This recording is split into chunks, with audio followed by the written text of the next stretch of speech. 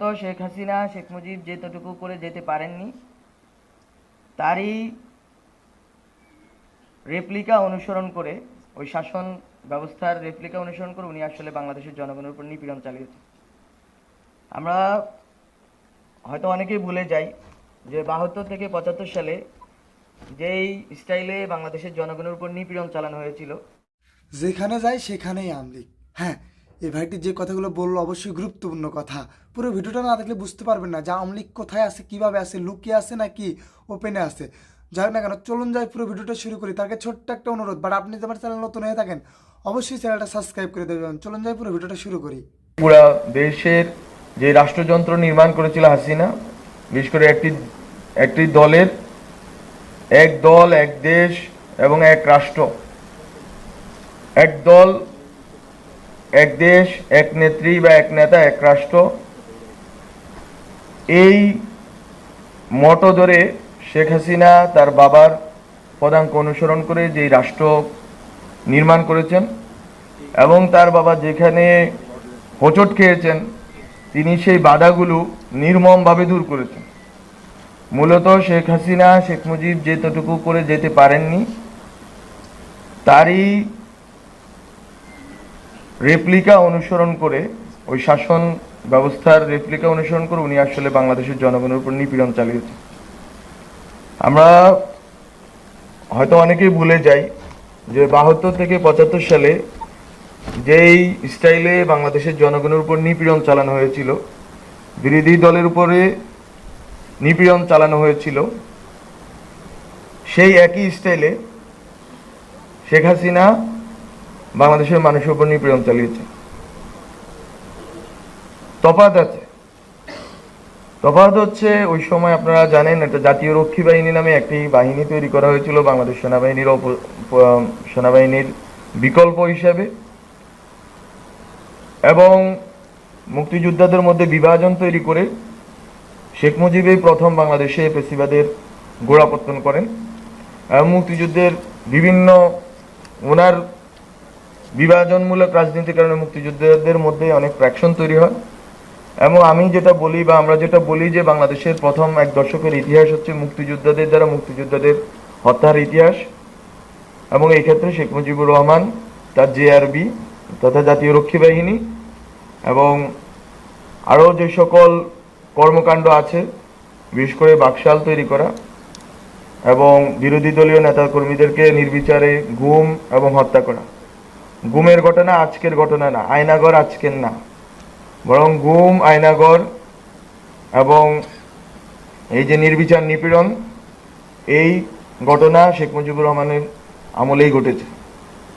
তার মেয়ে যেটা করেছেন, পুরা বাংলাদেশের প্রশাসন যন্ত্রকে জাতীয় রক্ষী বাহিনী বলে কোনো কিছু আর উনি আলাদা করে বানান নাই। উনি যেটা করেছেন, বাংলাদেশ পুলিশকে জাতীয় রক্ষী বাহিনীর রূপে রূপান্তরিত করেছেন, বিজিবিকে সীমান্ত থেকে এনে রক্ষী বাহিনীতে রূপান্তরিত করেছেন। উনি ইভেন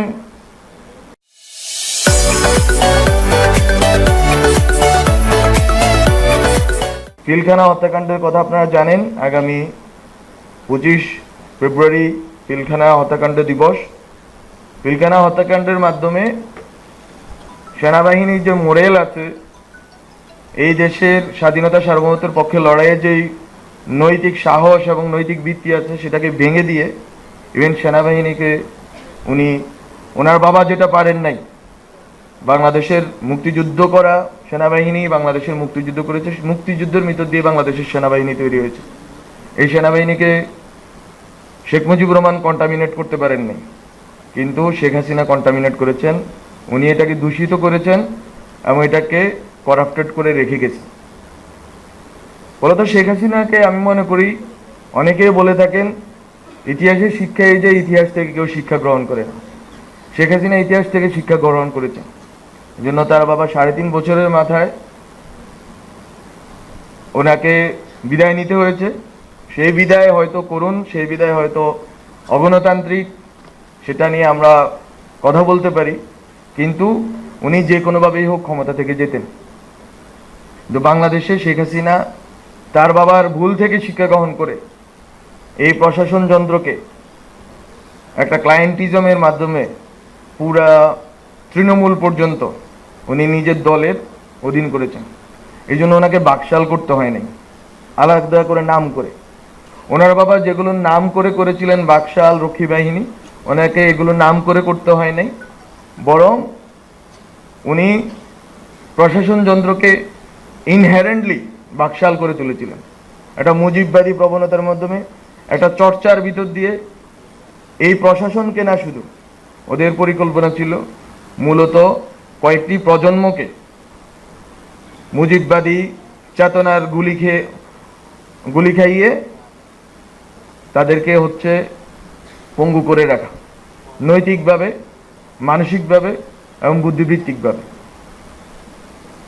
এই পঙ্গুত্বের যেই প্রকল্প, সেটা আপনারা জানেন, এই প্রকল্পতে অংশ নিয়েছিল বাংলাদেশের সকল স্তরের অনেক মানুষ, যারা আসলে এই সিস্টেম, ক্লায়েন্টেল সিস্টেমের অন্তর্ভুক্ত ছিল। রাষ্ট্রের টাকা খরচ করে শেখ হাসিনা প্রশাসনে, পুলিশে এবং বিভিন্ন আইন শৃঙ্খলা বাহিনীতে এই আদর্শিক গুন্ডাদেরকে লালন পালন করতেন। সেখানে সাংবাদিকরাও ছিলেন, সেটাও আমরা জানি। এই আদর্শিক গুন্ডারা বেসিক্যালি বাংলাদেশের হাজার হাজার মানুষের উপর যে গুম, খুন, নিপীড়নের একটা যে বাস্তুতন্ত্র ছিল, একটা ইকোসিস্টেম ছিল, এই ইকোসিস্টেমকে সাবস্টেন্সিয়েট করেছেন। তারা এটার জন্য ন্যায্যতা উৎপাদন করেছেন। তারা যখনই মানুষের উপর নিপীড়ন চলেছে, হত্যাযজ্ঞ চলেছে, তখনই তারা এই হত্যাযজ্ঞগুলোকে যথেষ্ট পরিমাণ স্বাভাবিক এবং মৌলবাদ বিরোধী, সাম্প্রদায়িকতা বিরোধী, জঙ্গি বিরোধী এসব অনেক তকমা লাগিয়ে সাধারণ মানুষের হত্যার ক্ষেত্রগুলোকে ন্যায্যতা দিয়েছে। ফলে এই যে সিস্টেমটা, যেখানে শেখ মুজিবের ভুল থেকে শিক্ষা গ্রহণ করে শেখ হাসিনা একটা গোছানো, উপরে যেই পিটপাট ভিতরে সদরঘাট বলে একটা কথা আছে, এই পুরা সিস্টেমটা উনি এমনভাবে বানিয়েছেন যে এই সিস্টেমে এখন আমরা যেখানেই হাত দিই না কেন, ওখানেই আওয়ামী লীগের লোক পাওয়া যায়। যেখানেই হাত দিই না কেন, ওখানেই আদর্শিক গুন্ডাদেরকে পাওয়া যায়। যেখানেই হাত দিই না কেন, আমরা ওখানে নিপীড়ক সত্তাকে পাই। আমরা অনেকেই ভুল করি যে শেখ হাসিনার আমলকে আমরা বলি, অনেকে বলেন কর্তৃত্ববাদী, অনেকে বলেন আরো দুঃশাসন, এসব অনেক কথার বেড়া জালে এটাকে বন্দি করে রাখেন। এটা স্পষ্টত পেশিবাদ ছিল, এটা আমরা সবসময় মনে রাখতে চাইব। পেশিবাদ এমন একটা ব্যবস্থা যেখানে অবশ্যই একটা বড় অংশের মানুষের, অন্ধ অনুরাগীদের অংশগ্রহণ থাকবে। যারা বাবাদর্শিক গুন্ডামিটা করবে, এদের অংশগ্রহণ থাকবে। ফলত শেখ হাসিনার যে পেশিবাদ ছিল, এই পেশিবাদে পুরা বাংলাদেশের তার দলীয় কর্মীরা তো ছিলই, প্রশাসন থেকে শুরু করে। আশা রাখছি পুরো ভিডিওটা দেখছেন, আসল ঘটনাটা দেখতে পারতেছেন। যাক না কেন, যদি আপনি আমার চ্যানেল নতুন হয়ে থাকেন, অবশ্যই চ্যানেলটা সাবস্ক্রাইব করে দিয়ে যাবেন। এবং পুরো ভিডিওটা দেখার জন্য অনেক অনেক ধন্যবাদ।